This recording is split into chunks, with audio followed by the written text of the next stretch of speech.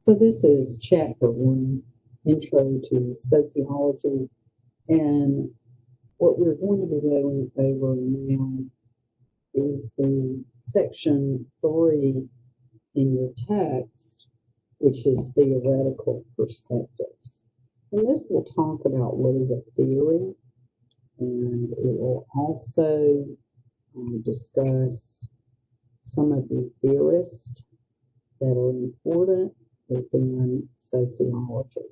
So we'll give you a brief overview of the theories and the theorist.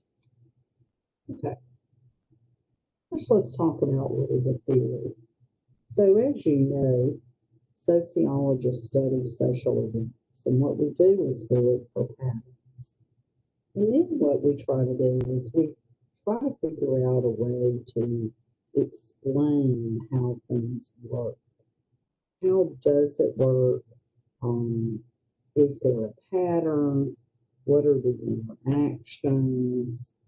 And so you then develop a theory. And so in sociology, a theory is the way to explain different aspects of social interactions and create a testable proposition. And this is called a hypothesis about society. Now, a lot of times when you start learning about theories and hypotheses, what you call them are educated guesses. But what we consider a hypothesis is we've created a testable proposition. Actually, we'll get into this in chapter 2 when we talk about research and research methods in sociology. And we have this concept of grand theories, and grand theories are universal. Now, this term was coined by C. Wright Mills and in the sociological imagination, and I've already sort of kind of talked about that. But what we're doing in grand theories is we're trying to explain large scale relationships, and we're trying to answer questions such as why societies form and why do they change. Now, sociological theory is always changing, it's fluid, and it should never be considered complete. So we're continuously taking the grand idea of sociological theories, such as structural functionalism, social conflict, and symbolic interactionism. And what we're doing is we're changing these and adding more layers and more theories underneath the grand sociological theory. And when we talk about the grand theory as universal, this is what we're discussing is it's not specific to one place, one time, or one people. Now, from a paradigm perspective, paradigms are philosophical and theoretical frameworks that are used within a discipline to formulate theories. It also assists in making generalizations and also works with the experiments performed in support of them. Now, this is a great handy little chart that is in your text on page 14, and it lists the sociological paradigm, the level of analysis, and the focus. So you can look at this and you can see that structural functionalism is the name of the paradigm. The level of analysis could be macro or mid-level analysis. And the focus is on the way each part of society functions together to contribute to the whole of society. And we can, the first thing that we'll look at is functionalism. And what we want to do is to discuss functionalism as a macro. We also call it structural functionalism. It is a macro level theory. It grew out of Spencer's writings. And if you will recall, we talked about Spencer earlier. It uses a biological model. So when we discussed Spencer, we talked about how society is like a living organism, and there are functions and dysfunctions of the parts. And remember, dysfunctions are breakdowns or disruptions in society that threaten social stability. And society finds a balance, and then it becomes stable, and that's called equilibrium. Now, part of this is what we're doing is we're looking at this idea of that the parts of society that Spence wrote about is that it is the social institutions such as government, education, family, religion, economy, and commerce. And those are considered the five basic social institutions. And we also have manifest and latent functions. Manifest functions are consequences of a social process that are anticipated, while latent functions are the unsought consequences of a social process.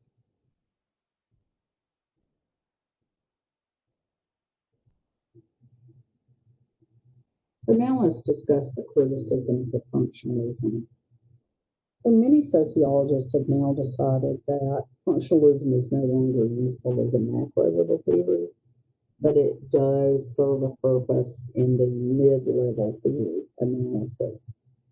One of the biggest criticisms of structural functional theory is that it cannot adequately explain social change. And a lot of this is due to the circular, or what we call the tautological, circular nature of the theory. So if we talk about repetitive behavior patterns, the repetitive patterns are assumed to have a function, but we know they have a function because they're repeated. And that really just is circular logic. So that's another criticism of functionalism. And so this is not really helpful in explaining anything. If we just go back, well, it clearly is important because it's happened. You can't explain things like that. Plus, it probably has no testable ability. Now, the other thing is dysfunctions can continue in structural functionalism. And even though they don't serve a function, it just kind of continues to contradict the basic premise of the theory, which is the dysfunction does not exist once the society comes back to stability and to equilibrium. If you recall, in a healthy society, what we find is that all parts work together to maintain the dynamic equilibrium or the stability. And if they're no longer working together, then they're not creating stability.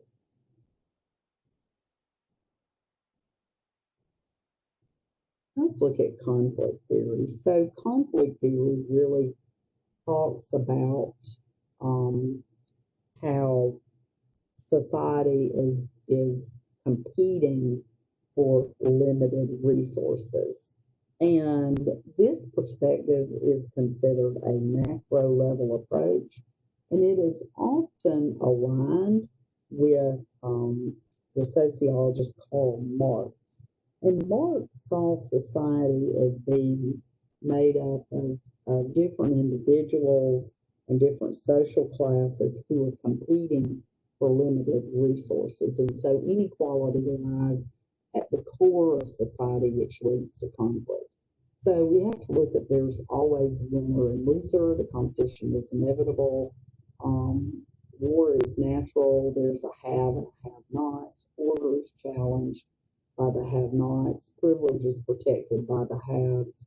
And limited resources, we can talk about any resource being used as a tool of power or exploitation. Now, social institutions such as government and education and religion reflect all of this competitive aspect within the inherent inequalities. And this assists in maintaining unequal social structure. Now, the other thing that we look at is that it has to be where there's always conflict going on. Remember, when we talked about Marx, we also talked about Weber. And Weber agreed with Marx from the idea of inequality and conflict. But what he said is that different groups are affected differently based on education, race, and gender. You see, put the gender in there. And that the people, the groups' reaction to inequality are then moderated by class difference and rates of social mobility. And so what that means is basically that this isn't just across the board a have and have not concept. Weber is bringing in the idea that there's education, race, gender, and that the reactions to that stem from these different characteristics. Now, Simmel talks about conflict that can help stabilize society. He says the intensity of the conflict varies, and that depends on the emotional availability and involvement of the individuals and the groups. There also is there a degree of solidarity within the opposing groups, and what are the goals?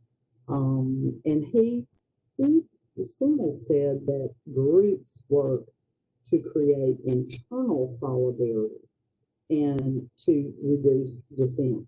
So he's looking at it from a different perspective, that it's within a group, not out group. So one of the way that we also look at this, there, as you'll learn later, feminist theory explains forces or tries to explain the forces that maintain gender inequality, and also how can we change that system.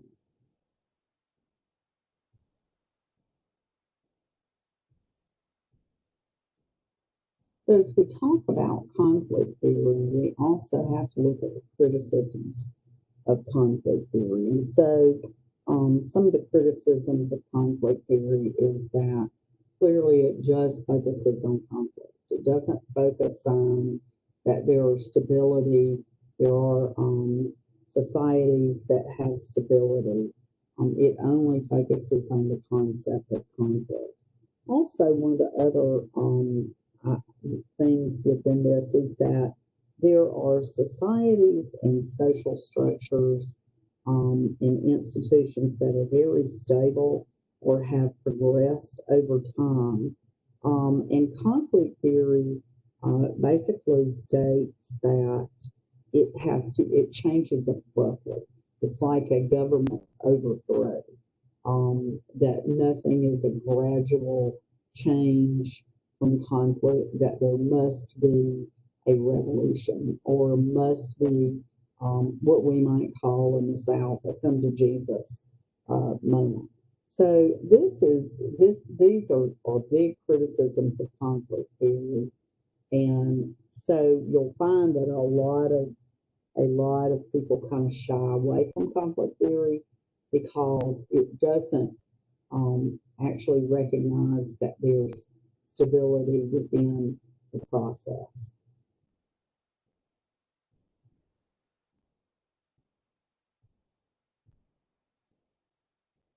Okay, so symbolic interactionism is a micro theory, and it is focusing on relationships among individuals within a society. It also really focuses on that society is an ongoing process of social interactions. The interactions are based on symbolic contexts in which they are occurring.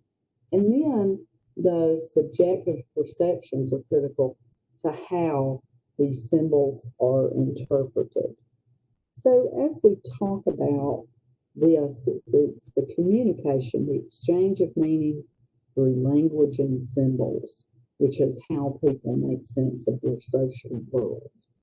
And this is where people are active in shaping the social world rather than being acted upon. So Herman and Reynolds talk about this as people being active in shaping the world rather than the world acting upon people or society. Now, George Herbert Mead, is considered a founder of symbolic interactionism, although he never published his work. And remember, we discussed this earlier, that Bloomer, that Mead student Bloomer, came up with the term symbolic interactionism and really came out with the basic premises that humans interact with things based on the meanings ascribed to those things. The ascribed meanings of the things comes from our interactions with others in society, and the meaning of things are interpreted by a person when dealing with things in specific circumstances. So one of the things that I love books, and I think the text gives a great example for, so I love books. So in the symbolic interactionist might propose that you learn that books are good or important in interactions that you have with your family, your friends, school, and maybe even like a library card is a big event. Bedtime stories are associated with warmth and comfort. And so social scientists who really are symbolic and actionists, they're looking for patterns. Again, remember, as sociology, we're looking for patterns as sociologists. And so our studies from a symbolic interactionist perspective are more individualized. So we're looking at one-on-one interactions. So we might, if we're looking at political protest, we as symbolic interactionists might be interested in the individuals and how the individuals in the protest group interact, as well as the signs and symbols that are being used to communicate the message. And so when we are talking about this whole idea of the importance of symbols and creating a society with symbols as we are creating this society, Irving Goffman developed a technique called dramaturgical analysis. And what he did is he looked at the theater as an analogy for social interaction, and that our interactions, our individual interactions show patterns of cultural scripts or scripting. So the way that I always say this is like if I see you in the street and I go, "Hey, how are you?" And you go, "I'm fine. How are you?" Okay, these are our scripts. Do I really care how you are? Do I really have 20 minutes for you to tell me how your day is going? Probably not. Do you really care how I'm doing? Probably not. But these are cultural scripts. They're societal scripts. And so the way that we do this, we may not really mean what we're saying. We may just be following a script. It is unclear where what part we are playing in any given situation. So sometimes we may have to improvise our role And one of the things that you might want to think about from the perspective of as a professor, and this is something completely different. I'm not just a professor. I'm a mom, I'm a daughter, I'm a spouse, a partner, um, I'm a scholar, I'm an author. I have all these different roles. I have all these different roles.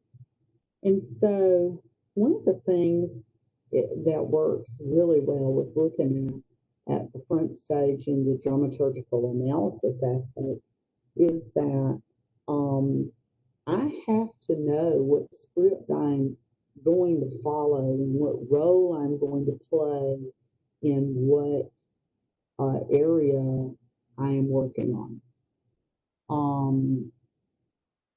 So one of the things that we want to do is we want to look at how we um, play our part and play our role. Now, one of the criticisms of symbolic interactionism is that it's hard to remain objective. We are looking at this from almost a very personal perspective. Number one, we're looking at it as micro. Number two, the symbols that are given ascription to me may not be the same as the symbols that are ascribed, that you ascribe to the object. And so this also is difficult. So there's a lot of problems in what the scripts and the assignment of the symbols state. So it's a very narrow.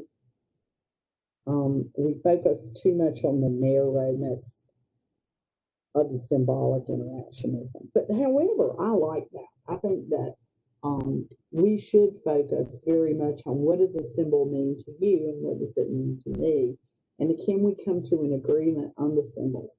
And if not, do symbols change? How do symbols change? And I think it's extremely important for us to have those types of conversations.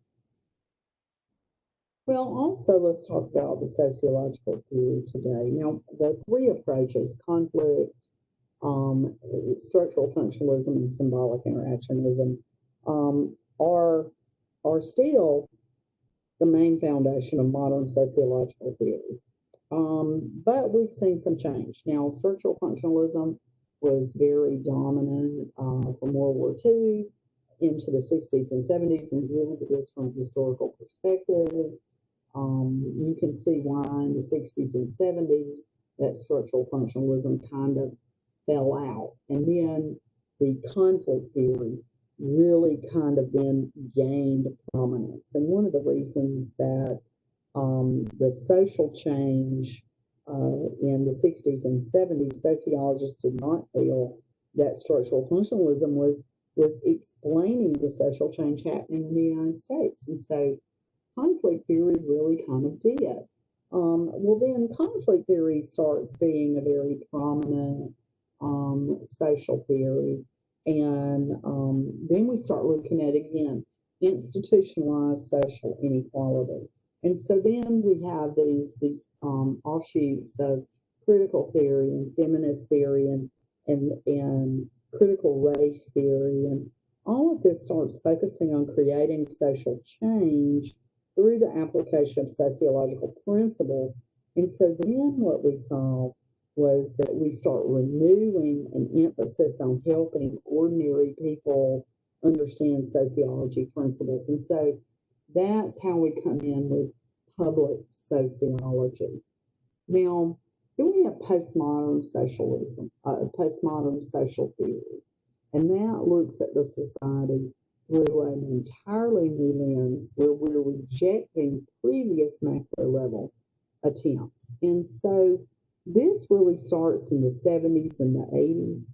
Postmodern social theory is micro level, and it looks at small local groups and individual reality. And then the growth of its popularity begins to coincide with a constructionist aspects of um, of symbolic interactionism. Now, constructivism is an extension of the SI theory that proposes that reality is what humans cognitively construct it to be. So basically, it's the social construction of reality. And there's a great book called The Social Construction of Reality by Berger and Luckman. And it was very, very popular in the 70s and 80s. In fact, if I'm not mistaken, I read that right around 1979 to 1980, and was really kind of blown away by the idea that we construct our own reality. Well, one of the reasons that we construct our own reality goes back to this whole idea of what do words, communication, and symbols, what do they say to me? What did the words and the tone and the inflection and the way that people say them, how does that speak to my reality? So it's a lot more complicated than that, but we'll discuss it if you are a sociology major and you get into theory. We'll discuss that.